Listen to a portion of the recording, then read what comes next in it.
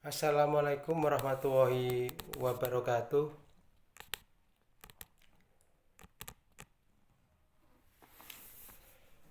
Pada hari ini kita akan membahas mengenai saluran distribusi. Kalau kita bicara distribusi produk, nanti kita akan ketemu yang pertama adalah produsen. Dalam hal ini adalah yang membuat produk di dalam perusahaan. Yang kedua kita akan ketemu yang namanya perantara. Perantara ini nanti yang sebagai partner di dalam melakukan distribusi. Yang ketiga nanti akan ketemu yang namanya konsumen. Di sini perusahaan harus bisa memastikan bahwa produk perantara konsumen ini harus berjalan dengan baik di dalam proses distribusi produk.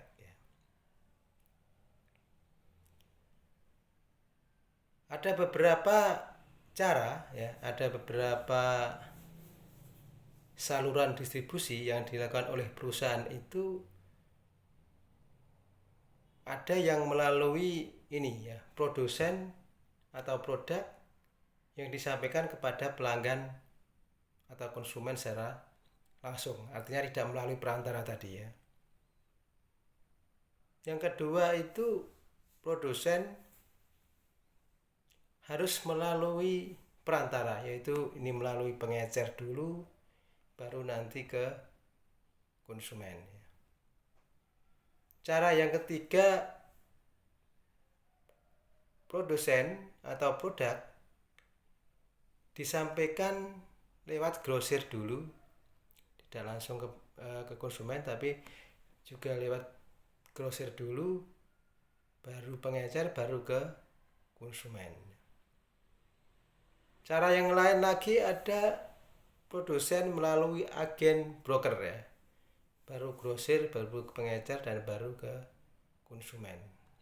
Nah, proses-proses saluran distribusi seperti itu bagi perusahaan memilih yang seperti apa, ya tergantung bagaimana perusahaan itu menentukan seperti apa saluran distribusi yang efektif yang dipakai perusahaan.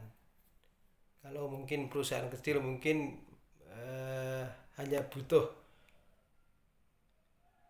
produk yang disampaikan langsung ke konsumen, yaitu memakai yang itu yang efektif, mungkin tidak melalui perantara, yaitu yang memang harus dipilih. Tapi mungkin bagi perusahaan yang sudah besar, punya produk yang kapasitasnya mungkin sudah sudah luar biasa, yang mungkin pemasarannya sudah meluas, nah itu mungkin juga tidak memilih saluran distribusi yang awal tadi, mungkin memilih yang pakai agen, memilih yang pakai pengecer dan lain sebagainya. Ini tentunya perusahaan bisa memilih masing-masing yang diinginkan sesuai kondisi perusahaan. Tapi yang lebih penting lagi adalah ketika melakukan saluran distribusi ini harus ada pengelolaan distribusi secara fisik, artinya produk yang mau disampaikan ini harus dikelola dengan baik. Yang pertama adalah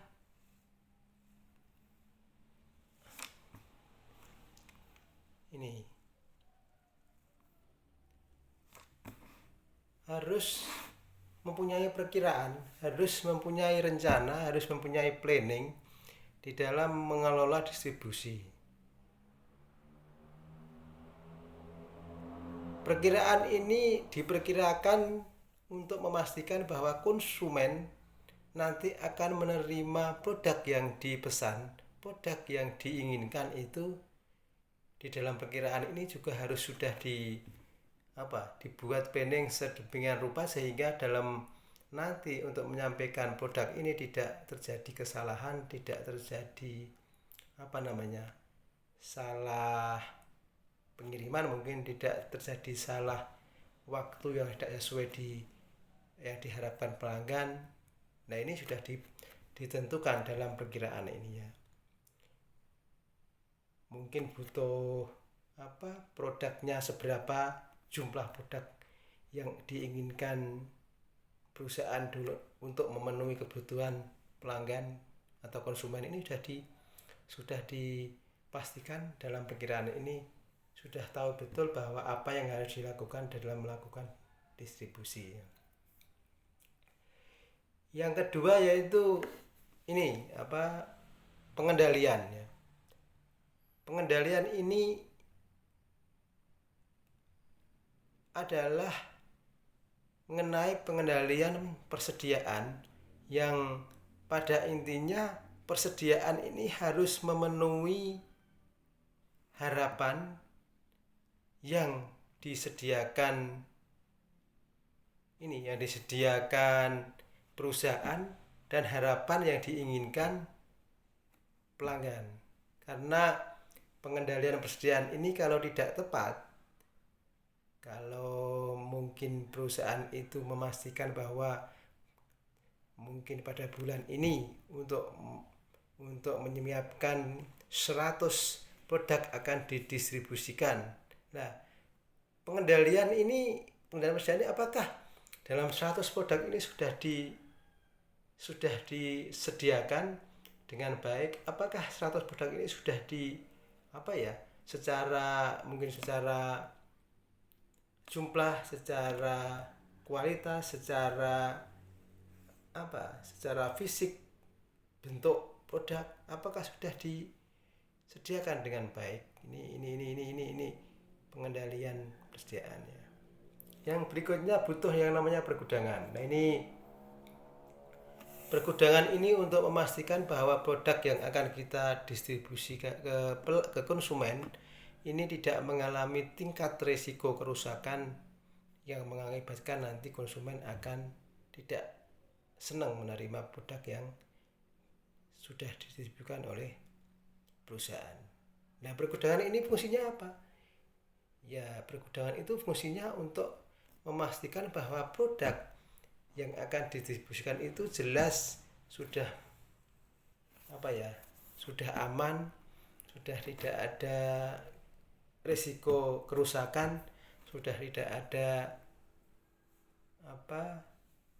mungkin kesalahan-kesalahan. Nah, dalam pergudangan ini harus dibuat layout yang bagus agar dalam proses distribusi ini tidak terganggu. Artinya ketika ditata dengan baik, dibuat layout yang baik, dibuat posisi sistem penataan gudang yang baik, ini akan tidak menghambat saluran distribusi yang akan dilakukan oleh perusahaan. Yang berikutnya yaitu penanganan material. Material ini harus ditangani serius oleh perusahaan. Karena apa? Material ini sebagai pondasi dalam rangka produk itu, apakah produk itu menjadi baik atau jelek ketika materialnya ini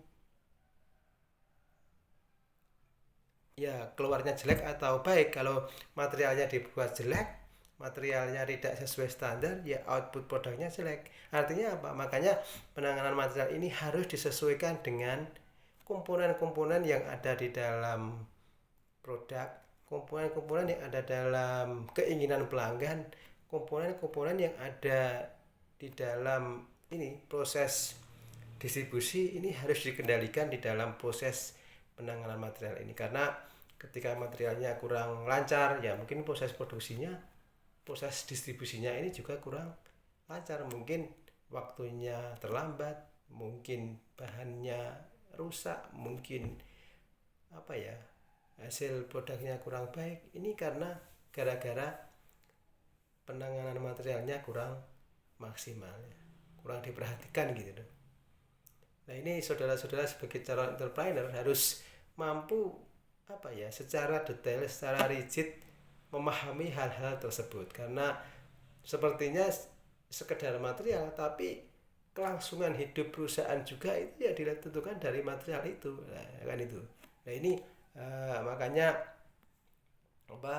perusahaan itu butuh yang namanya dalam pengelolaan distribusi, butuh yang namanya penanganan material yang secara khusus gitu kan.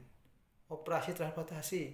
Nah ini untuk menentukan operasi transportasi ini ya juga harus benar-benar memilih bagaimana transportasi yang bisa efektif, efisien, tidak merugikan perusahaan.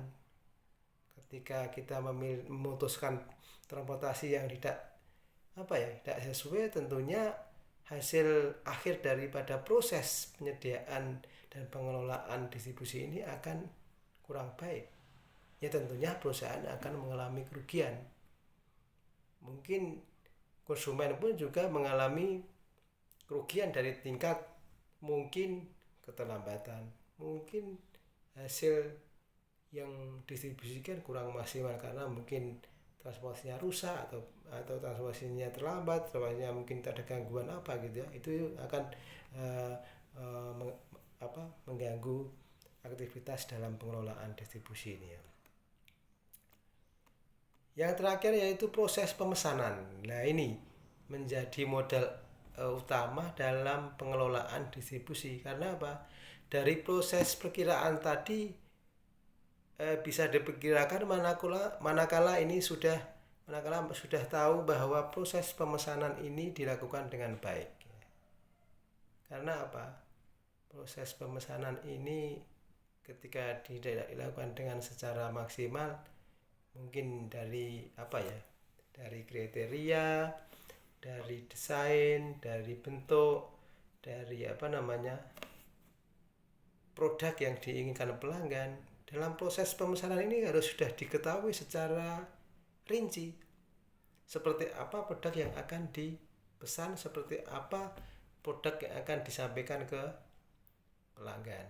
Nah ini seorang entrepreneur harus paham betul mengenai proses pemesanan ini, karena ketika tidak paham dan tidak jelas dan tidak mengenali secara detail prosesnya, bisa-bisa perusahaan sekedar dapat memesan suatu pemesanan tapi tidak, outputnya tidak sesuai apa yang diinginkan dalam pemesanan.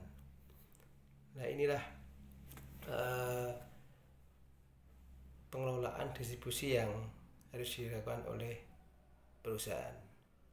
Saudara-saudara yang saat ini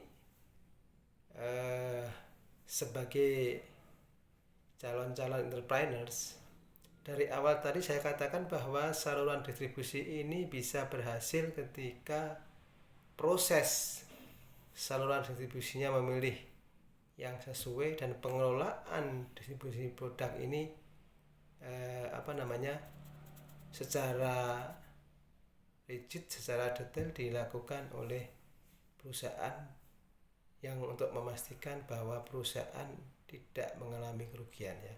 Perusahaan tidak mengalami tingkat risiko kesalahan yang fatal di dalam melakukan saluran distribusi ini dan pengelolaan distribusi secara fisik.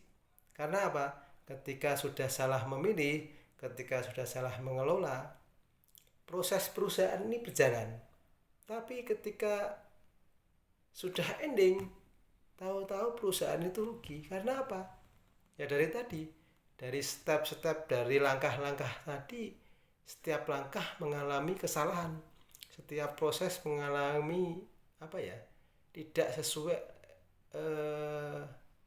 harapan perusahaan, tidak sesuai, kalau punya SOP tidak sesuai SOP, kalau punya visi dan misi tidak sesuai visi dan misi awal perusahaan untuk melakukan distribusi ini. Karena sejatinya distribusi ini adalah harus mengacu kepada visi misi awal perusahaan. Mau seperti apa sih perusahaan ini membuat produk, dan mau disampaikan seperti apa produk ini diterima konsumen. Nah ini harus betul-betul rangkaian secara berkesinambungan visi dan misi ini harus diadopsi di dalam proses distribusi ini. Karena kalau tidak begitu, tidak tahu betul apa yang dimaksud dengan visi misi perusahaan, ya taunya melakukan kegiatan proses distribusi tapi yang disampaikan kepada pelanggan itu tidak mencapai, tidak memenuhi harapan yang terdapat di dalam visi misi perusahaan. Ini yang penting karena ketika perusahaan sudah memegang visi misi yang akan akan diadopsi ke semua proses, akan diimplementasikan di semua proses, tentunya perusahaan akan mengalami keuntungan dan kelebihan yang baik bagi perusahaan, yang akhirnya perusahaan bisa eksis dan perusahaan tidak rugi gitu kan, dalam situasi apapun ya. Nah, apalagi dalam situasi yang seperti saat ini ya, mungkin dalam kondisi COVID-19 ini mungkin banyak perusahaan yang melakukan proses apapun tidak efektif. Karena maka itu dalam proses seperti perusahaan harus betul-betul bisa memahami secara saya bilang perusahaan itu harus tahu ranting-rantingnya ya. Kalau perusahaan tidak tahu rantingnya patah, tahu-tahu tinggal batangnya itu ya. Batangnya yang rantingnya tidak berguna, tapi kalau ranting-rantingnya itu tahu, ya ranting-ranting itu tidak patah dan ranting itu bisa berkembang dan bisa lebih besar. Saya kira kuliah pada hari ini, pembukaan kuliah maksud saya kira cukup. Nanti kita lanjutkan dengan diskusi oleh kelompok 6 mengenai saluran distribusi ini ya. Saya kira cukup. Wassalamualaikum warahmatullahi wabarakatuh.